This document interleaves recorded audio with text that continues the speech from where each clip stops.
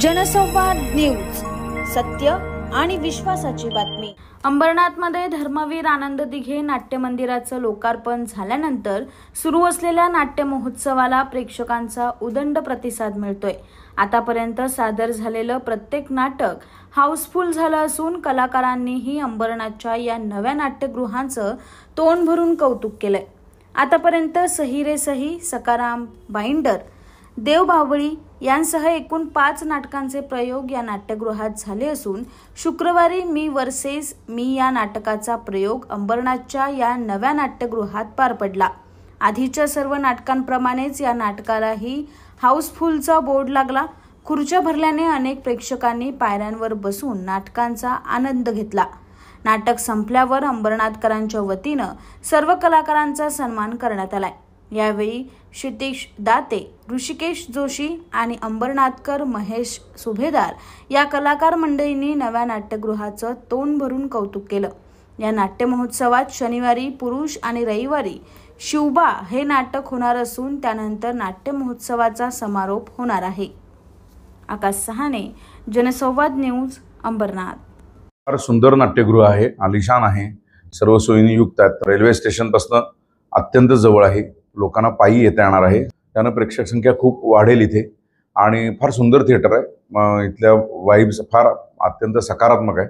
मला नट म्हणून काम करायला खूप मजा आली आणि मला खात्री आहे की इथून पुढे वारंवार मला इथे यायला मिळणार आहे। धर्मवीरांबरोबर त्या सिनेमाच्या निमित्ताने अशा पद्धतीने ओळख झाली, त्या सगळ्या विषयाशी, त्या सगळ्या विश्वाशी, आणि आज त्यांच्याच नावाच्या नाट्यगृहात आम्ही नाट्यप्रयोग सादर करतोय। ही त्या अर्थाची काव्यात्मक गोष्ट वाटते, मला फार महत्त्वाची गोष्ट वाटते। नाट्यगृह अप्रतिम आहे। महाराष्ट्रभरात पुष्कळ नाट्यगृह आहेत, पण इतकं चांगलं इन्फ्रास्ट्रक्चर असलेलं असं नाट्यगृह फार हल्ली कमी बघायला मिळतं। इतकी चांगली कॅपॅसिटी असलेलं, कलाकारांना सादर करताना कम्फर्ट वाटणं, प्रेक्षकांना नाटक बघताना कम्फर्ट वाटणं, हे दोन्ही बाजूनी तसं होणं खूप गरजेचं असतं आणि ते तसं झालंय। आणि इथे अप्रोच रोड आणि हे सगळं, म्हणजे आता नाटक न बघण्यासाठी काहीच कारण देऊ शकत नाहीत लोक, आणि इथे येऊन सादर करण्यासाठी कलाकारही काही कारण देऊ शकत नाही। जवळपास 22-23 वर्ष मी नाटकात कामं करतोय, मुंबईमध्ये जाऊन, मुंबईच्या बाहेर जाऊन। आणि ज्या वेळेला आम्हाला कळलं की असं असं नाट्यगृह आपल्याकडे होते, तेव्हापासून आम्ही एक्सायटेड, म्हणजे मी आहेच पहिल्यापासून। आणि धर्मवीर आनंद दिघे साहेबांच्या नावाने हे रंगमंदिर उभं राहिलं। त्या रंगमंदिरात बाळ कोलटकर रंगमंच हे नाव त्या रंगमंचाला दिलं। हे जे आमच्या मनात जे होतं पहिल्यापासून, ते असं बघताना, समोर बघताना आम्हाला प्रचंड, म्हणजे प्रचंड आनंद झालेला आहे।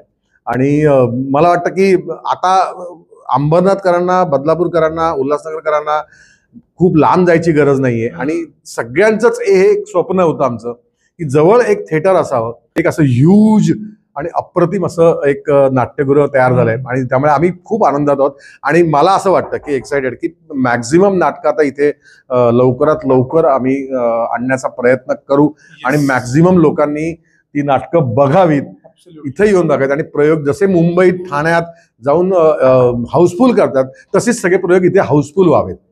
जनसंवाद न्यूज, सत्य आणि विश्वासाची बातमी। आजच सबस्क्राइब करून बेल आयकॉनला क्लिक करा आणि पहा ताज्या घडामोडींचा अचूक अंदाज आपल्या मोबाईलवर।